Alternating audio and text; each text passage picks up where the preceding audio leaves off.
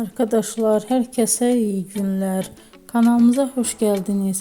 Bugün sizler için çok sevdiğimiz oyuncularımız Elçin Sangu ve Barış Arduç'dan güzel sempatik videolar hazırladık.